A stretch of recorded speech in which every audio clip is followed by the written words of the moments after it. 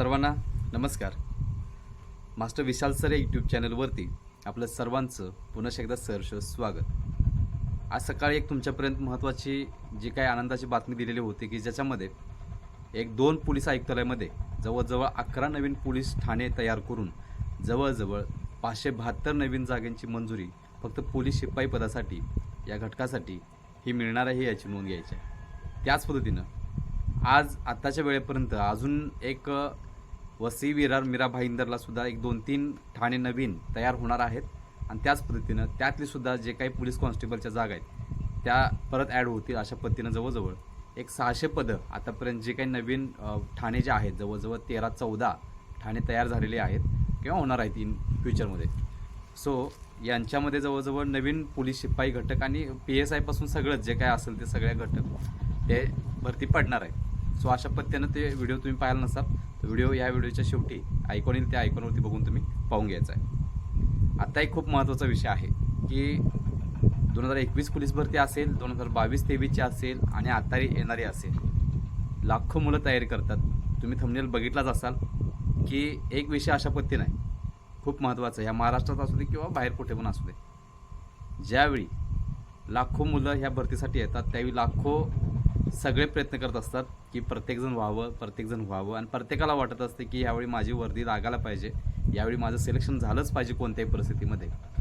पण आता अशा पद्धत आली की महाराष्ट्रातली पोलीस भरती जी आहे 2022-23ची ते फक्त पुणे आणि जे काही मुंबईचं आहे ते राहिलेलं आहे फक्त लेखी आणि इकडं कारागृहाचं ग्राउंड राहिले पुण्याचं फक्त आणि त्याची लेखी म्हणजे एक सगळी घटक मिळून जवळजवळ एक 5% पोलीस भरती राहिलेली आहे, नाहीतर बाकी सगळ्या पोलीस भरती या कंप्लीट झालेल्या आहेत. ठीक आहे.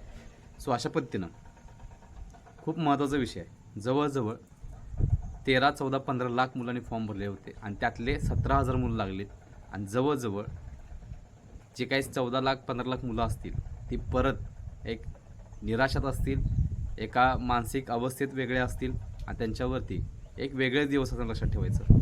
कारण की पोलीस भरती हा इथं महाराष्ट्रामध्ये जिव्हाळ्याचा प्रश्न आहे. ज्याला वर्दी हवी आहे ते आतोनात प्रयत्न करत असतो, प्रत्येकजण त्याच पद्धतीने प्रयत्न करत असतो.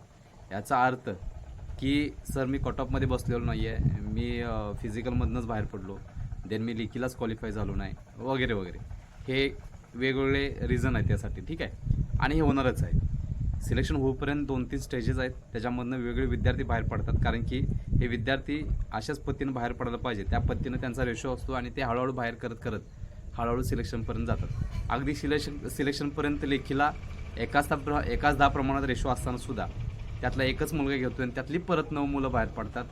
ही 9 मुलंसुद्धा वाईट नसतात. ठीक आहे. आणि सुरुवातीला जी काही 15 लाख मुलं आहेत तीसुद्धा वाईट नसतात. विषय अशा पद्धतीनं आहे. समजा कट ऑफ 38 लागला, मुलग्याला पडलेत 36, मुलग्याला पडलेत 37, एखाद्या मुलगीला पडलेत 35, 34, 32, तर काय हे काही लईच कमी मार्क नाही आहेत. तुम्ही जवळ गेला आहे, तुम्ही त्या कट ऑफच्या जवळ गेलेला होता आणि तुम्ही काय झालेला डिस्क्वालिफाय झालेला आहे. म्हणजे याचा अर्थ असा नाही की तुम्ही वाईट आहात किंवा तुम्ही काहीच केलेलं नव्हतं. सर्वच गोष्टी, सर्वच मुलं, सर्वच मुली या भरतीसाठी प्रयत्न करत असतात. जे काही आता तर मी सांगितलेलं आहे, जे काही आदिवासी भागातील मुलांना 5 सेंटीमीटर सूट आणि ST कॅटेगरीतील मुलींना सरसकट 5 सेंटीमीटर सूट या कारणांमुळं परत 1 ते 1.5 लाख मुलं ह्या कॉम्पिटिशनमध्ये येणार आहे, त्याची नोंद घ्यायची आहे आणि ही कॉम्पिटिशन परत वाढणार आहे. आजचा विषय अशा पद्धतीनं आहे की ही जी पोलीस भरती करणारी मुलं आहेत यांना फक्त मला धीर द्यायचा आहे, मला त्यांना मोलाचा संदेश द्यायचा आहे. सो त्यांच्यासाठी खूप महत्त्वाचा विषय आहे. तुम्हीसुद्धा काही कमी नाही, लक्षात ठेवा. तुम्हीसुद्धा प्रामाणिक प्रयत्न केला आहे. एक विषय खूप महत्त्वाचा आहे. एखाद्या सक्सेससाठी जेवढा वेळ द्यायला पाहिजे आत्ताच्या घडीला त्याच्यापेक्षासुद्धा 10 पटीने जास्त प्रयत्न तुम्ही करायला पाहिजे. मी असं का म्हणतो ही वाक्य खूप महत्त्वाचं आहे. मला जर 10 पावलं चालून एखादी ट्रॉफी घ्यायची आहे, ठीक आहे, तर मी 10 पावलांवरती एखादी जंप घ्यायची म्हणलो, एकच जंपमध्ये 10 पावलं म्हणजे एक 40-50 फूट, ठीक आहे, एवढ्यावर मला घ्यायची असेल तर ती होणार नाही. आणि ती जर मारायची असेल तर पाठीमागं 2-3-4 वर्ष तुम्हाला सतत प्रयत्न करायला पाहिजे. तेवढं तुमचा स्टॅमिना वाढणार, तेवढं तुमचा एन्ड्युरन्स स्ट्रेंथ आणि तुमची बॉडीची कपॅसिटी त्या लेवलला जाणार. ठीक आहे. जंप मारता येते, नाही म्हणता येत नाही, पण एवढा प्रयत्न आपल्याला करावा लागतो. यावेळीची पोलीस भरती ही वेगळ्या पद्धतीने फसलेली आहे. त्याच पद्धतीनं हे निर्दयी सरकार यांना कितीतर विद्यार्थ्यांनी आणि बाकी सर्वांनीच विनंती केलेली होती. विनंती वजा त्यांनी सांगितलेलं होतं की यावेळी पोलीस भरती जी आहे, यावेळीची पोलीस भरती ही पावसाळ्यात नव्हता, ही पावसाळ्यानंतर घ्या. आणि त्यांचा तो जो काही माणूस होता त्यांनी तो पूर्ण केला.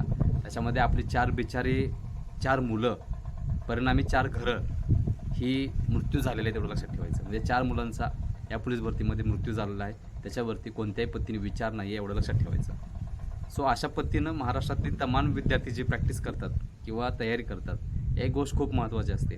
आतापर्यंत मी वारंवार आपल्या यूट्यूबच्या माध्यमातून जवळजवळ 40 लाख विद्यार्थ्यांनी, 40 लाख पालक असतील, मुलं असतील, मुली असतील, तरुण असतील आणि कुणीही असतील, त्यांनी आपला चॅनल बघितलेला आहे. 40 लाख म्हणते महाराष्ट्रातली, ही खूप मोठी गोष्ट आहे.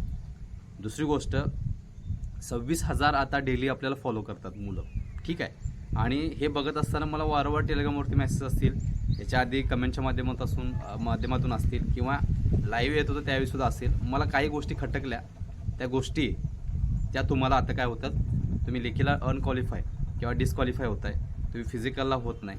एक 2, 3, 4 रिझन आहेत असे, जे खूप महत्त्वाचे कारण आहेत. त्याच्यामुळे तुम्हाला त्या फिजिकलमधून डिस्क्वालिफाय केलं गेलं किंवा झाला तुम्ही, लक्षात ठेवा. कारण तो रेशो आहे, त्या रेशोमध्ये जेवढी मुलं बसतील तेवढीच बसतील.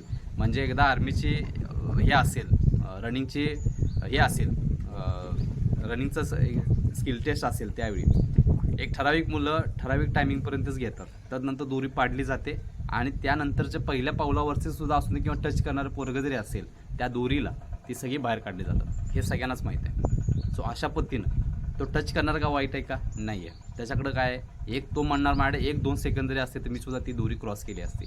मग ह्याच्यासाठी सुद्धा त्याच पद्धतीनं प्रॅक्टिस करायला पाहिजे, सराव करायला पाहिजे.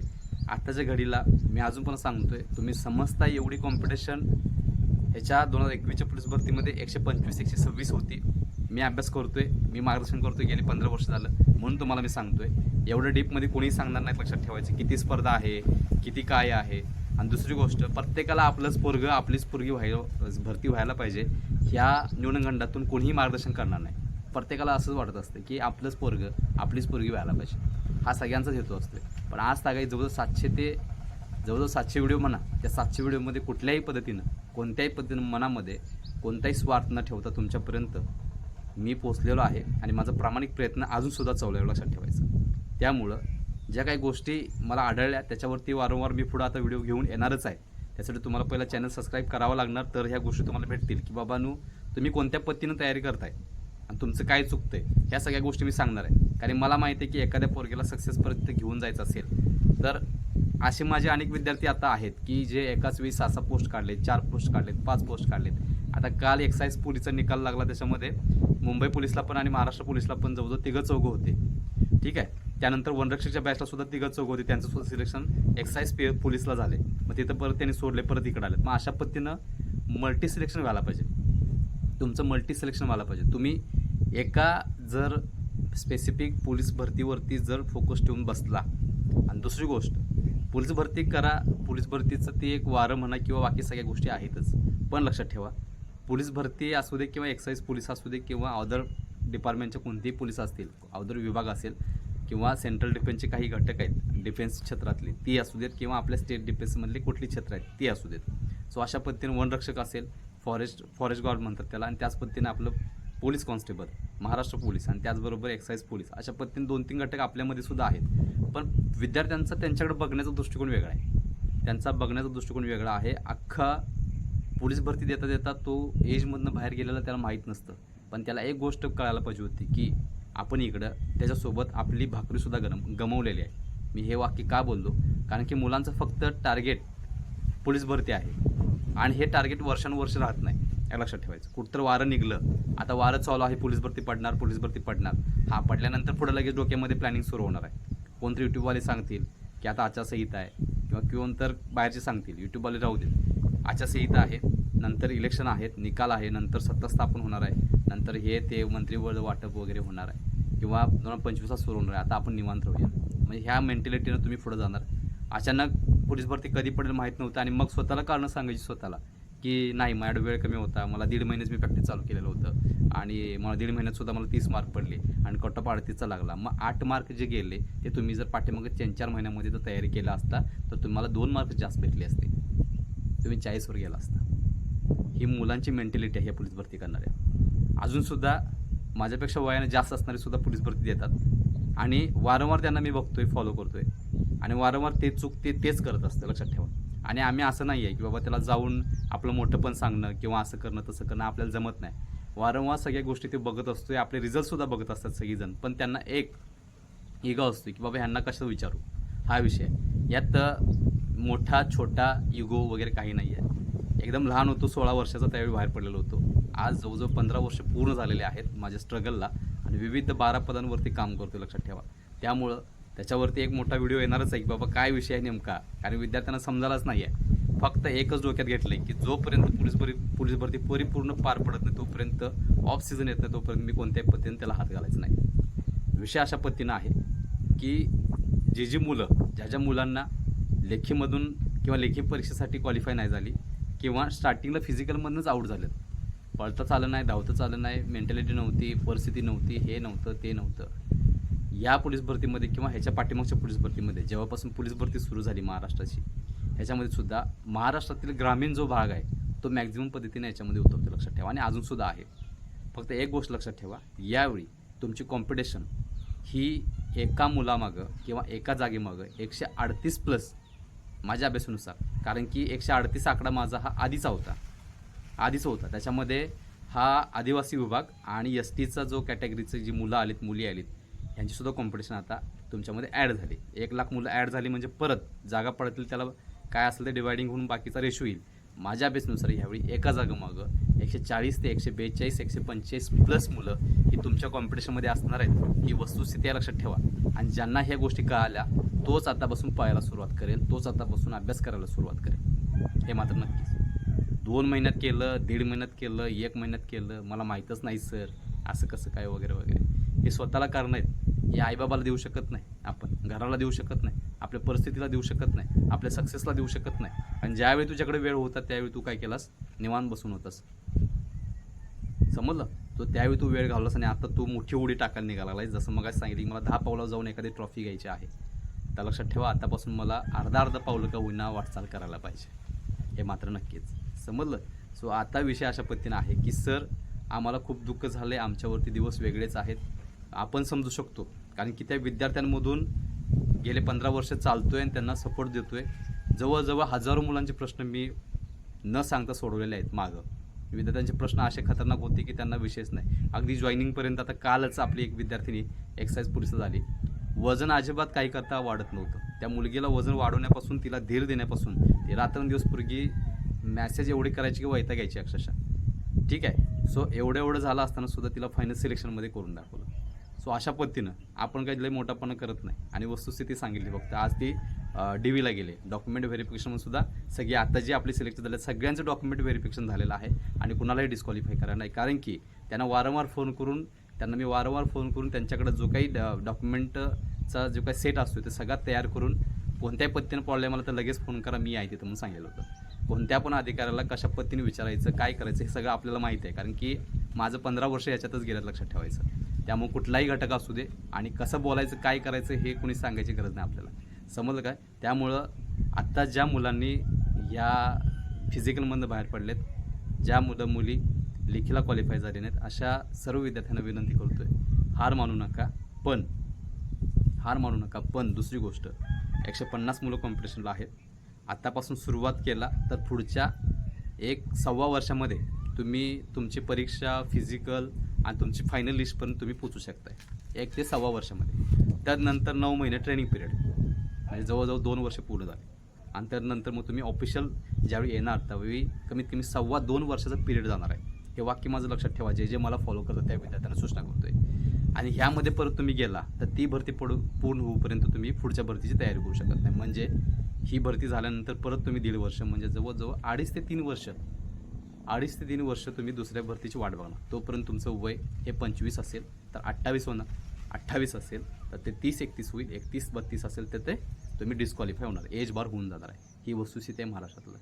मग आता आपण करायचं काय, तुम्ही पोलीस भरती करा, पण त्याच्यासोबत जे काही अदर जे एक्झाम आहेत, मग वर्ग 3 असेल, वर्ग 4 असेल, किंवा काही मुलांचा असा प्रश्न असतो की सर माझी लेखी जबरदस्त आहे, मी आत्ता जर घेतलं तर मी 100 पैकी 90 मार्क पडेल. त्यांना सांगतोय कंबाईनची सुद्धा ॲड पडले, NTPCचे ॲड पडले, रेल्वेचे SSC GDची ॲड पडले 39,000.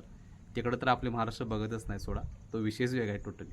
कारण की या महाराष्ट्र पोलीसपेक्षा 14 तास 16 तास इकडं घासून कॉन्स्टेबल होण्यापेक्षा तिकडं तुम्ही वर्ग 2 सुद्धा अधिकारी होऊ शकता किंवा MPSC मार्फत PSI सुद्धा क्वालिफाय होऊ शकता. जर तुमच्याकडे चांगला मार्क असेल तर, लेखी असेल तर त्याचा विषय. जर तुमच्या ग्राउंड चांगला असेल तर तुम्ही लेखीवरती फोकस करायला पाहिजे, एवढं मात्र नक्कीच.